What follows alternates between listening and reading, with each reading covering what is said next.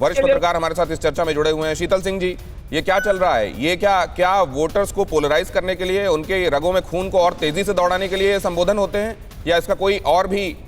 अर्थ होता है? नहीं, इसमें है हम लोगों का ये अनुभव है कि वो एक होता है,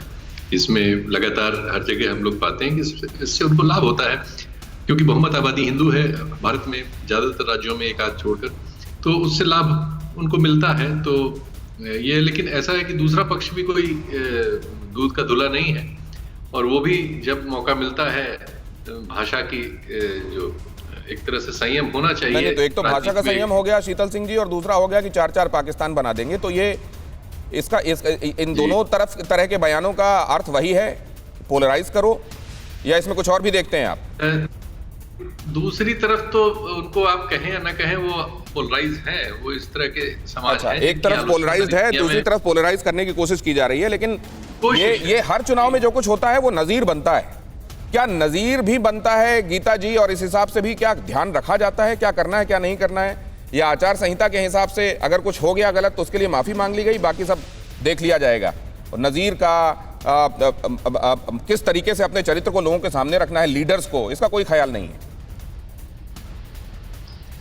जी दिनेश जी, देखिए ये दुख की बात है कि आजकल अगर आप देखें तो जिस प्रकार से जब चुनावी कैंपेन चल रहा है उसमें जिस प्रकार की भाषा का प्रयोग किया जा रहा है, अगर आप देखें तो ममता बनर्जी ने कितनी बार, मतलब आप ये देखें कि जिस प्रकार जितने भी विपक्षी नेता हैं, प्रधानमंत्री से लेकर बाकी, अगर भारतीय जनता पार्टी के जो अध्यक्ष हैं, उनको किस प्रकार से, मतलब बहुत ही अपशब्दों में मखौल उड़ाते हुए मंच से जिस प्रकार से बात लेकिन इसमें कमी कौन छोड़ रहा है? तो ये उधर से किया गया। मैंने अभी इस बात को टोका बादल देवनाथ से पूछा, लेकिन गीता जी ये बताइए, एक महिला मुख्यमंत्री के लिए, महिला के लिए संबोधन, कभी कोई कहता है बरमूडा पहन लो, कभी कोई कहता है कि ये बेगम, ये शोभा देता है?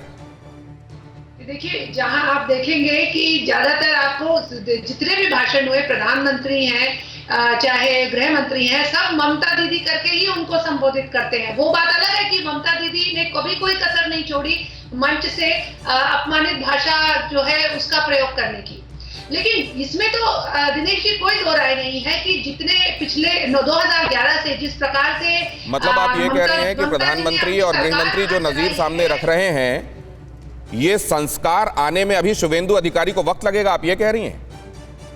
देखिए, शुभेंदु अधिकारी जी ने ऐसा कोई, उन्होंने जो बात कही, किस प्रकार से कही, ये बात तो जो उनका कहने का लक्ष्य था वो यह था कि जिस प्रकार से उनका झुकाव जो है, उनका झुकाव जिस प्रकार से बड़े लंबे समय से एक तुष्टीकरण की राजनीति करने का है, उस पर तंज कसते हुए उन्होंने ये बात, जो समझ में आती है कि उन्होंने ये बात केवल तुष्टीकरण की राजनीति वो करती हैं, ऐसा कहने से काम नहीं चलता। उसमें जब तक बेगम ना जोड़ें